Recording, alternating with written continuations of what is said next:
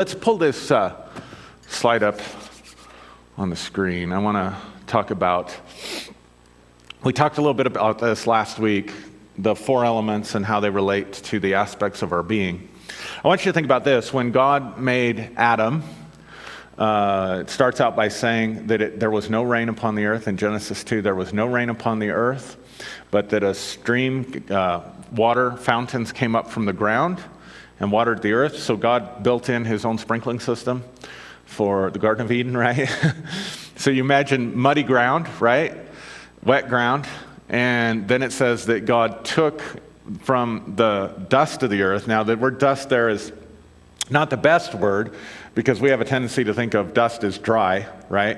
But basically, he molded a statue, is the picture. He took dirt, water, molded the statue of Adam. Then what did he do? He breathed into him the breath of life. In the Hebrew, it means he blew on and lit a fire. Like, you know how you blow on a spark? That's the idea. Like he put a fire inside of Adam with his breath. And so you see very much so in creation the four elements being involved in your body. And of course, we know that your body's made of earth, right? Your body is, what did they say, 60% water. You've got fluid and stuff in your body. You breathe, so there's the air, right? And you are warm-blooded, so your body's putting off heat, right? So there's actually a fire inside of you. So you are a combination of the four elements. Yes, right? So I want to talk to you today, looking at this model again of the four elements, of fire being the same as passion, and we'll go through these, but I want to just start out by looking at it. Water relates to your emotions, air relates to your thoughts, and earth relates to the world around you, obviously, or the world of action, right? And I want to talk about living from the inside out versus living from the outside in. Now, we are taught from very little to respond to our environment and allow our environment to mold us and shape us. It's what our parents begin doing. It's what school begins doing. It's what anything that goes on. And so we are literally programmed and taught from birth on to respond to our environment. And so living from the outside in. So let's talk about what that's like first. Living from the outside in is to always be at the place of response. Always responding to what's going on around you. Which means you're always in the place of effect, and cause or power is always external to you. In psychology, they have a term for it. In counseling, they have a term for it. It's called the locus of control, or the locus of power. Is it located within you? It's the control over life and situations and things. Does that person reference it from within, or is it referenced from without? And for the most part in our culture, it's from without. That's why one of the things that people got lathered up about last week in the second service was I got on quote-unquote politics just a little bit. And it's funny how people hear stuff, because most of my friends are very conservative, and we had some very conservative people who were like, oh, God, I just loved it. And then we had conservative people who were like, no, you're the devil, and I never want to talk to you again. But here's what that tells me.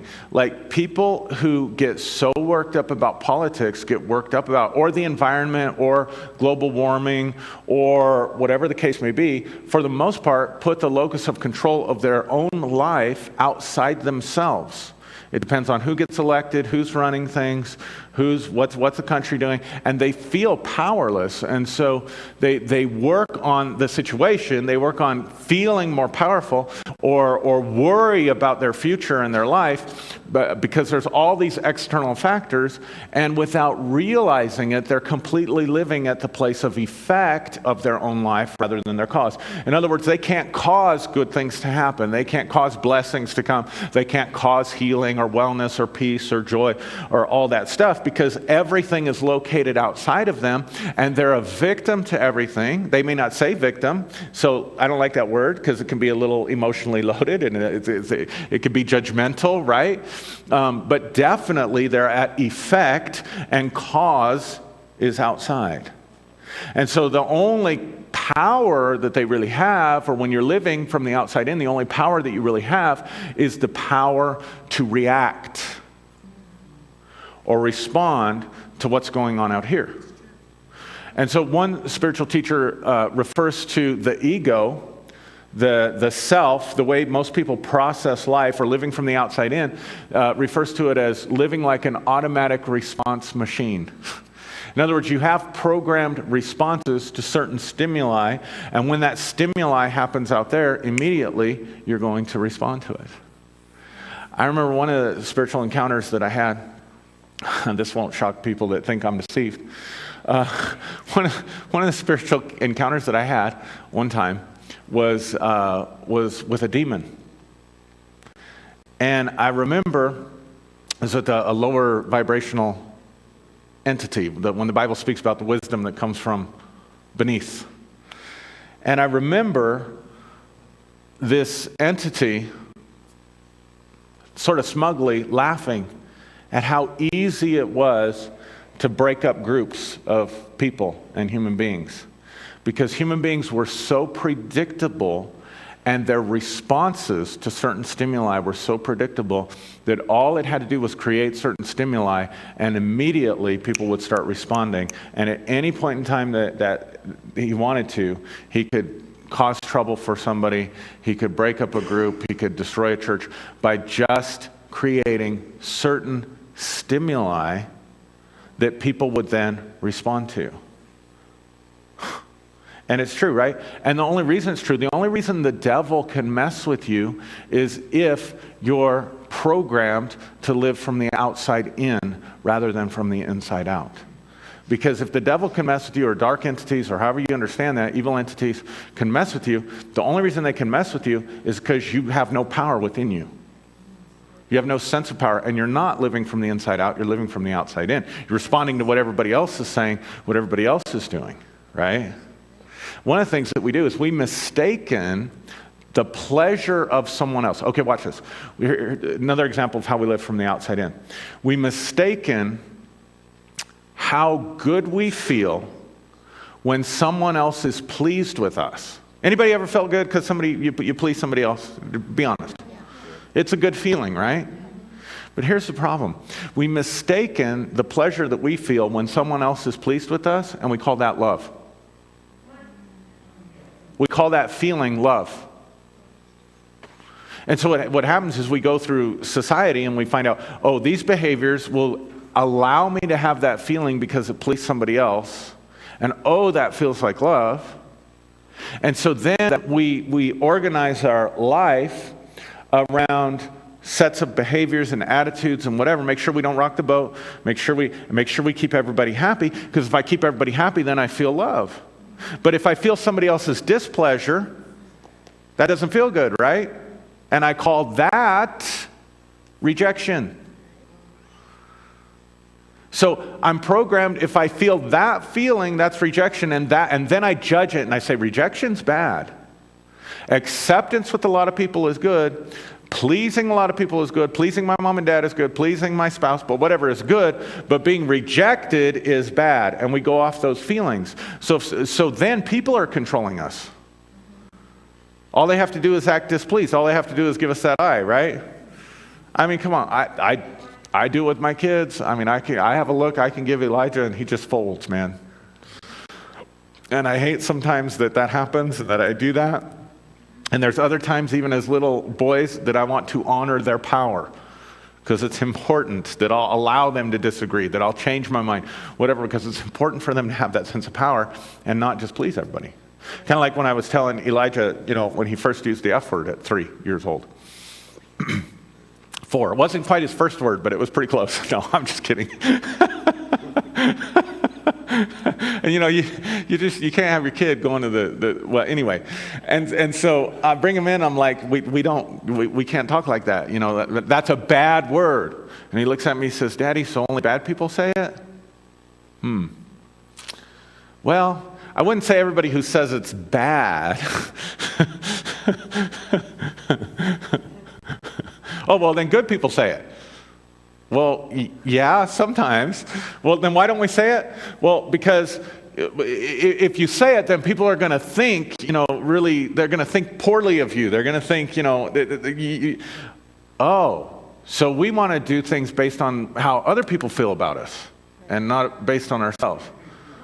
No, that's not exactly the lesson I want you to get here. Finally, I just gave up, walked out of the bedroom. I asked Julie, I said, why don't we say the F word more? I have no idea. like a child just blew apart all my logic, right? But we do that. We shave off parts of ourselves. We disconnect from parts of ourselves. And so what happens is we internalize the world around us, and then we're just programmed to respond to various different stimuli. And the other thing that happens to us is we are always in the past. Now, I want you to think about this. Cause always has to come before effect. And the response is always the effect. So that our emotional responses are always a split second behind. Therefore, we're never present and we're never in the future. We're always in the past. I'll give you an example. You're looking forward to a great day with your family, right? Looking forward to a great picnic. Maybe the 4th of July is a big deal to you. You're looking forward to setting off fireworks, and you're looking forward to, all this stuff. And we've had a lot of rain lately, so, this year they can have fireworks and whatever. I saw them setting up the tents and stuff. And so you're going to have a picnic. You're going to set off fireworks, and the sun starts to go down or whatever. You've been looking forward to it for weeks maybe. You've been looking forward to it all day, right? It's your favorite holiday. And then all of a sudden what happens? A huge lightning storm, monsoon, rain, puts out all the fireworks. Fireworks show gets canceled. What happens emotionally inside? Disappointment, right? So then it depends on how much disappointment you're feeling, whether or not you're bummed out and you say, oh, the 4th of July sucked. Or let's say you have a nice day, beautiful day, and you have the best fireworks show ever. You have a great picnic and it goes wonderfully. And then what happens? At the end of the day, right? Oh man, that was a great day. Oh, we made such great memories, right? But you see how you're completely responding to your entire emotional response.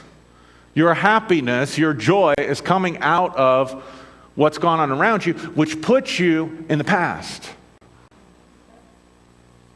So you're actually living in the past. And I've talked about this, how you will reprogram the day to go exactly like it went the last time. You'll get up, you'll think, oh man, you see it on, Blue Monday or Terrible Tuesday or whatever, right? So most people that work Monday through Friday, and then Sunday comes, and what happens? Sunday night, they start thinking about, oh my God, I'm going to have to go to work. And how do they know how their day's going to go? How do you know how it's going to go? Because that's how it went last Monday. So you're living in the past. So you just recreate, because it's Monday. Now you're responding to it just because it's a day. Controlling your emotional response, because of the day that it is. Oh, Monday, it really stinks. Friday comes, oh yeah, okay, well, we're here for the weekend. Do you see it? In almost every aspect of life, so that most people and people who are not awake are always living in the past, and they're always living in response. And they really aren't able to be led by the Holy Spirit, because they're only responding to the voices that are around them. That's right. Because they're always at the place of effect. That's life from the outside in. Now, when you shift it and you begin to live from the inside out, everything changes. See, people can make you mad. What happened? You're living in the past. You're living as a response. The power is outside of you because someone else has the power to make you. Right. Same thing, though, if people can make you happy. Constantly responding. There's no power in that. None. No power in it at all. And so then it's no wonder people pray the way they pray, because God or whatever is outside of them too. And they're merely the effect of whatever God's going to decide to do. Well, I guess it wasn't the will of God. Well, and so it's bad enough. It's bad enough for people who are atheists. This is why so many religious people are disempowered. Because you can be an atheist and realize that you are the byproduct of your environment and keep yourself at effect, but you've only got a 3D environment. When you become religious, you make up another environment that you call the spirit world that you are also a victim of. You're either a victim of, oh, it wasn't the will of God, I couldn't get my prayer answered, I got to see what God wants to do, why is God punishing me, why didn't God do this, why is God teaching me this, or you're a victim of the devil. If you're good with God, you're a victim of the devil. Oh, the devil's attacking me today. Oh, well, that's just the devil. Oh, well, you know. And so now, not only is the environment controlling you, not is other people's pleasure controlling you, not only is other people's opinions controlling you, but you're also an effect of whatever beings are out there and their whims. The devil's, he decided to tempt you today, he decided, well, whatever. So now you're even more powerless than the atheist. It's just the truth. Or you can live from the inside out. And that's actually what Jesus was teaching, was about living from the inside out. So let's come back to the elements. Fire is passion. That's something that's from the inside, right? Emotions, water. Air, thoughts. Earth, action is outside, right?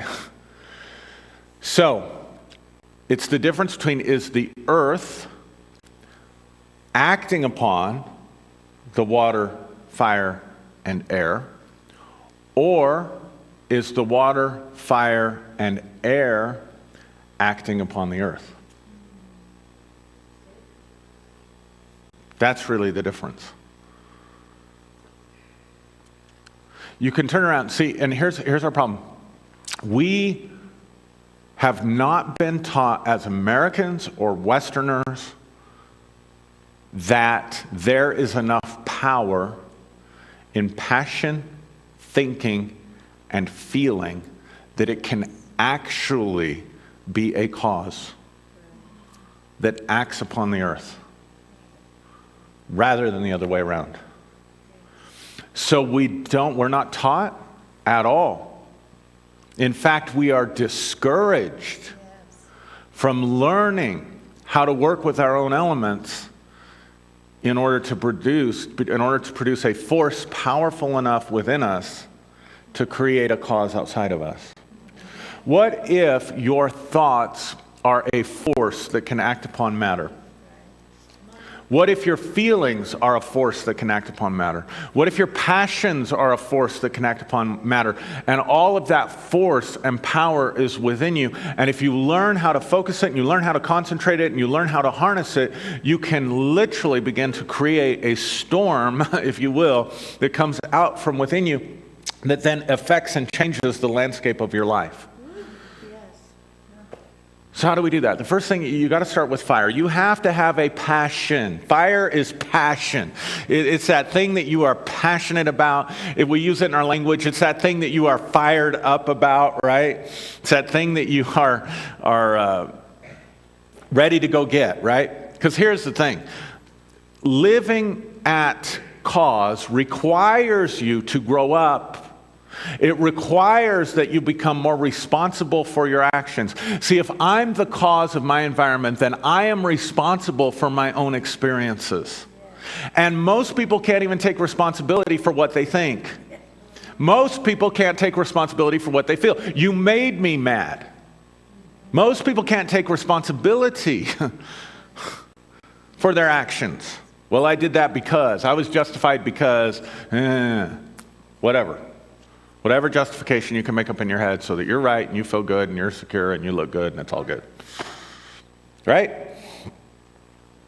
So in order to be empowered, the first thing you have to say is, I am responsible for my wind. I'm responsible for everything I think. I'm responsible for my feelings. I'm responsible for what I feel. I'm responsible for my own passion or lack thereof. If I'm in apathy, what's apathy? Apathy is, I just don't care.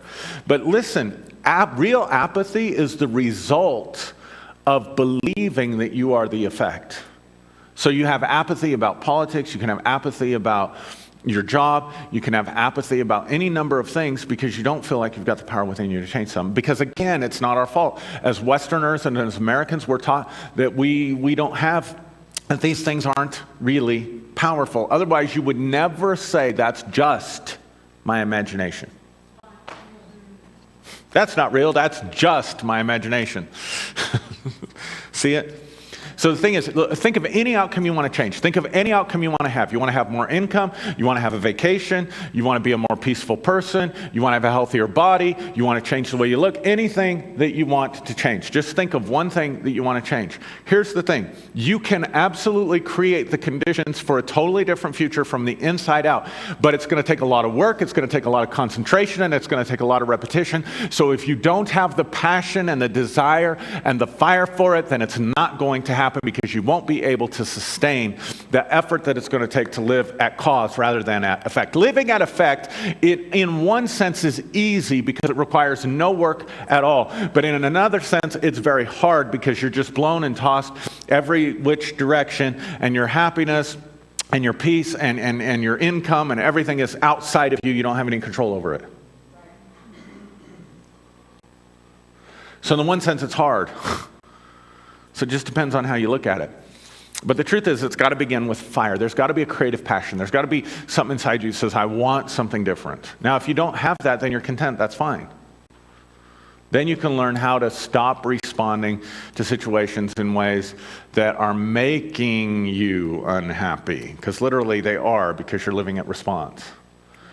So you can start, how can I better control my water, my emotions? How can I better harness my thinking in this situation? And that's okay. But if you want to really change something, if you want to get an outcome, if you want a different future, it could be anything, you have to have enough fire and passion to do the work. So everything begins, when we're talking about creating a new future or a different outcome, with fire. Got it? Now, the next thing I would say then that you need is you need thoughts. So you need to have an idea, an inspired idea, a passionate idea, right? Of, let's say, let's just make it simple. Let's say I want to take a vacation, or let's say I want to increase my income. Let's say you want to increase your income by 10%. Like, here's what you can't do. This is what we do. Well, I just want to increase my income. Well, okay, so you got a 2% raise, cost of living raise this year. Good for you. You increased your income. You got to be more specific. How much? Well, I want to increase it 10%, or I want to increase it 20%. Okay, what time frame? Within a year. All right, that's a very doable thing for anybody using these techniques. Now, you may have a block inside you that says, oh, that's not. See, this part of the reason it's hard for people to work what faith or the law of attraction or manifest or create a new future is because we have all these unconscious blocks. Oh, no, that could never happen. Oh, no, I'm on a fixed income. See, that's a whole set of beliefs that you've already internalized, that you have to work through. Thoughts. Those are just thoughts. It's all they are. But it can block you from being able to move forward. But let's suppose that you don't have that, okay? So then you got to think. You got to put air to this desire to increase your income. I want to increase it by 10%. Well, what would 10% be? Well, depending on where you're at. So you know the number. Let's say you make $60,000 a year, whatever, so you want to be up at 66. Oh, it's the devil's number. Oh, we better change that and make it the... No, I'm kidding. That's how some people, it's crazy. That's how religion drives people crazy. So now you have a specific number, right? So now, instead of just thinking about, now here's the next question that's going to come to you. How do I do it? Okay, I'm going to give you the how, but it's going to be different than you think. Because you're going to be conditioned, you and I are conditioned to think about how out of a locus of power and control that's outside of us, not within us. Here's what I mean by that. How am I going to do that? What other job am I going to get? What other thing am I going to do to create another stream of income? So you think you have to start out here. Because again, you think the cause is out here. The how is not about working out here. The how that you need to ask yourself is, how do I harness the power and potential that I have within me and my own four elements to change and act upon the earth and create a different outcome? Now you're answering the how question very differently. Because the how is, I've got to create my future as a present reality that I experience in my thinking, feeling, and action before it arrives, so that it's the complete opposite of outside-in living. Outside-in living has you at the past, even though it's a split second. And it has you responding to the environment out there. Inside-out living means that you create the reality of the future inside of you first, before it shows up. As long as you're saying, I'm gonna, I will, I hope so. Actually, what you're creating is a carrot on a stick. Think about it. If your thought has the power to manifest, and your thought is, I will increase my income, that's your thought. What are you manifesting? Something that's always out there that you never reach. You see the difference? But when you say, I have, I am, now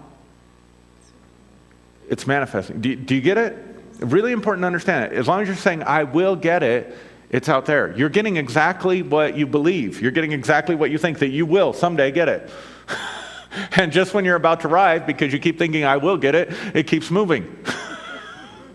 It's like when my dog gets out and I'm trying to get him out of the street and into the house. Come on. You're doing that to yourself, right? So that the difference is this. You begin to rehearse in your mind a future reality before it arrives. You begin to, instead of reacting to what's going on around you, which puts you at the past, you begin to anticipate the future before it happens, which puts you out in the future. That's the place of power. Living from that place of future where it's established inside you as a present reality is the place of power that now allows you to quit responding from the past. You quit reacting to something that happened to you, and you begin to anticipate the future before it arrives. So you have a map to the future inside you that you're building inside your consciousness. So you simply have to begin to think, I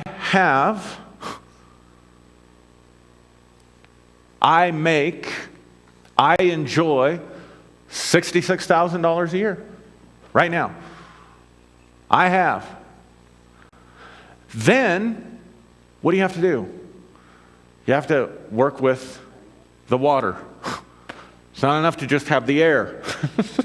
It's not enough to just think it. You have to feel it. What does that feel like? Well, one of the first things you can do, one of the best things we can do is start building the feeling in our bodies of appreciation. That's why the heart math stuff that Robbie does and Julie does, it's so powerful because it allows you to practice feeling appreciative for what you already have. It meets you where you're at as a effect or a byproduct of something good that's come into your life, and says, sit there and feel the emotion of gratitude for something that you already have, still being at response. But notice the feeling. Notice where you have it in your body and learn to be able to create that feeling at will from the position of effect. Are you tracking with me? So in other words, I'm not being thankful for something that I don't have yet. I'm being thankful for something that I already have. Just so I can learn how to manifest the feeling of gratefulness.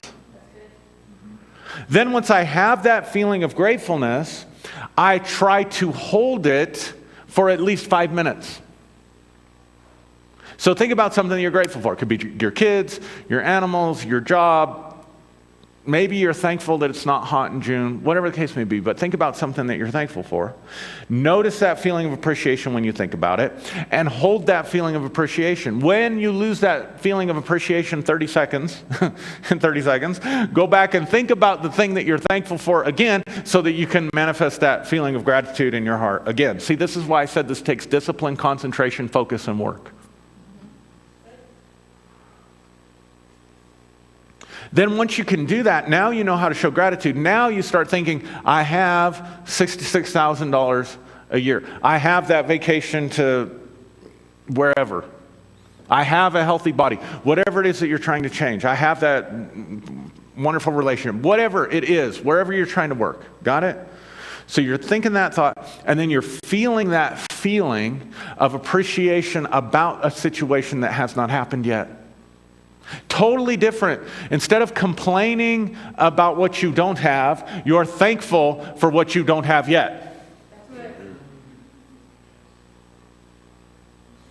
I'm thankful that I have it. And I'm producing that emotion. I'm producing that feeling. I'm producing that sense of appreciation. So what have I done? I've taken my passion and I've directed it to fire. I've taken my thoughts and I've pushed it in the same direction, my air. Now I'm taking my feelings and I'm pushing it in the same direction. And the best way to do that, honestly, the best way to do it is to imagine in your mind that you already have it. Anybody ever stopped and asked you for directions? How do I get to such and such place? If you knew how to get there, you had to imagine it in your mind to tell them. Right? So it's that simple. You just, what's it going to look like when I have this? Well, I'm going to see my pay stub showing increase in pay. So I'm looking at my pay stub in my mind and seeing it a reality. What's it going to sound like? I'm going to quit saying I can't afford whatever. I'm going to hear my kids saying, hey, can we do this? Or whatever. Whatever it is for you, you ask yourself that question. Then you insert that into your experience. For people who are sick, you hear the doctor saying, we don't know what happened. The results have completely changed. We took another x-ray, the cancer's gone, whatever. And you live that experience in the theater of your imagination. Maybe you just want to see yourself a happy, more pleasant person in the future. So you see yourself around your family being happy and being pleasant or whatever. Right? So that you're channeling all of that energy towards a future that hasn't happened. And literally what happens, you begin to change the structure of your brain. You begin to change literally, physical changes start happening. You start creating new neural pathways. But here's the thing, and here's why passion and fire is so important. You have to do it again and again and again and again and again and again and again and again and again and again and again until it rewires the neural pathways in your brain. So now, guess what? What kind of person would you be if you had this in your life? See, most people mess up success when it comes because they're not ready for it. It's the Peter principle. You know what the Peter principle is, right? You have a certain level of mastery at a job, and because you have a level of mastery at that level, you get promoted to a job that requires a totally different skill set that you're not prepared for, and so therefore you fail at the job that you got promoted to. Because you weren't ready for it. And people do that in life. Opportunities show up, good things show up, and they're not ready to operate at that level because they didn't anticipate it before it arrived. But here's the beauty of this. When you're doing this, you're restructuring your brain, you're reprogramming yourself so that you're ready for the future when it happens. So that you're not sitting there feeling like you're not equipped to handle whatever new problems may arise with the success that you've brought to yourself. But you're fully ready because you've rehearsed it over and over in your mind, and you've restructured the neural pathways in your brain. And then you're impressing upon the world at the quantum level of vibration. You have changed the vibration and you're pushing repeatedly, impressing that image, impressing that movie in your mind, impressing that feeling, using all four elements to impact at the level where you can anticipate and create the future before it arrives. So you do it over and over and over and over and over. I remember I wanted a car. So it was simple, like practice. Like there was a specific car that I wanted. And I would just imagine myself walking out to my garage and seeing that car in my garage. I would imagine myself getting in the car and driving that car.